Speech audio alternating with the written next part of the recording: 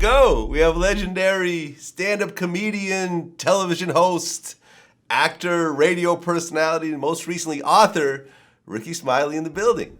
Hey man, what's up, man? Thank you for having me on. Hey man, big fan of what you're doing, man. Hey, I appreciate it, man. Thank you for the opportunity. Hey man, listen, especially what I admire as a business owner myself is the multitasking and the level of projects that you're able to do concurrently in the different genres and have it all fit together, man. Very, very impressive. Yeah, man. Well, it's it's a lot. Doing radio and then have to sit in the same room to do Dish Nation. The few days I do it now, I used to do it every day, but then I'm just kind of once or twice a week now. Scale back a little bit. Stand-up comedy on the weekends. I'm on the Martin Lawrence tour, and I also tour with Mike Epps as well. So it keeps you pretty busy. Yeah, that's a lot, man. That's a lot, and especially to have success on so many different platforms, man. Very impressive. Thank you, man. This is your first time talking to us, so I kind of want to, get the whole story. Now, you actually grew up in Kingston Public Housing Projects in North Birmingham, Alabama? Yeah, East Birmingham, East side. East Birmingham, my bad. Birmingham. No, you good? Yeah, Birmingham, Alabama. I grew up in Kingston. It was awesome. I didn't know we were living in the projects at the time because the apartments were so nice back then. I thought we were rich, actually. I used to ask my mom, how did Santa Claus get in our house because we don't have a chimney? She said he would go up to the housing authority and get the master key, park the sled in the middle of the street, and that's how we got our toys. I always tell that story. Okay, so you're growing up with your mom, but your dad's not around, or what's going on? Yeah, he got killed. Right, but before then, where was he in your life? He went off to Vietnam, so I would only see him when he came home. And, he went back to Vietnam, and then he went to New York, and that's where he got killed. He got killed when I was 6. Okay. Did he actually fight in Vietnam? Yeah. Okay. A lot of soldiers from that era came back messed up. Yeah. Yeah, he was one of them. Yeah, Between having to kill seeing a bunch people of get killed and post-traumatic stress disorder, all of that stuff. A lot of them had a lot of that going on. Right, yeah, seeing your friends get killed, having to kill other people, and really being in a war that we didn't win. Yeah. Vietnam was one of America's failures overall. Right, I agree. Yeah. Okay, so he comes home, and then what? He just takes off and goes to New York? Yeah, went up to New York to spend time with my uncle. I had an uncle up there doing some work with I think the group was the Manhattans at the time. So he was just up there in the mix, hanging out, and got killed. I don't know the full story, but he got killed. Came back home in a body bag, and I remember it. I remember his funeral service like it was yesterday. Okay, and you were how old at the time? It'll be about 6 or 7. Okay, still pretty young. Yeah. Still pretty young. Were you affected by it at that point?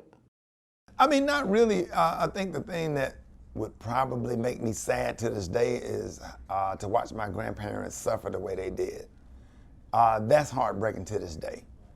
And I'll never forget that. Yeah, having to bury your kids, that's one of those unnatural yeah. type of things in life that most people should never have to do. Right.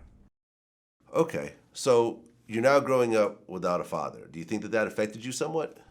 Nah, because my grandfather was awesome. My grandfather's still living. He's 92.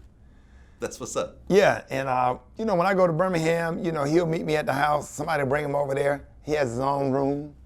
So here I am, still to this day, will get in the bed with my grandfather.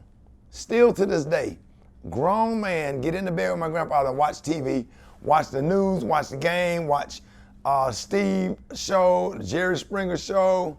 He watched all of that crazy stuff. And he have his peanuts and his snacks.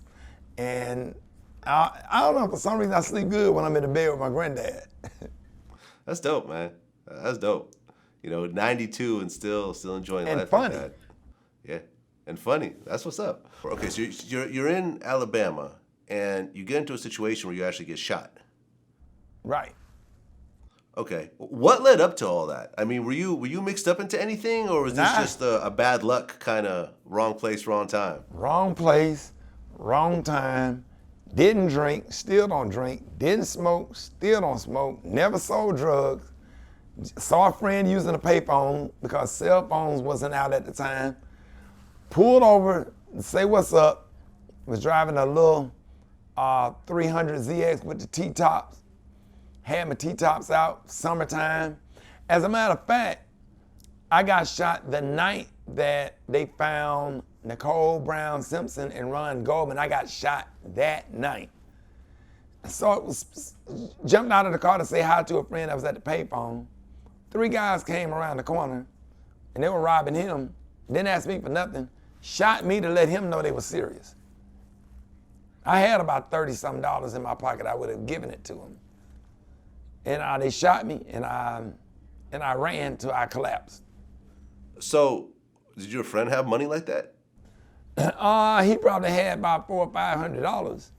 You know, Okay, I had a little comedy club at the time, so he was one of the biggest supporters. So he came and brought out 2 tables every Friday night.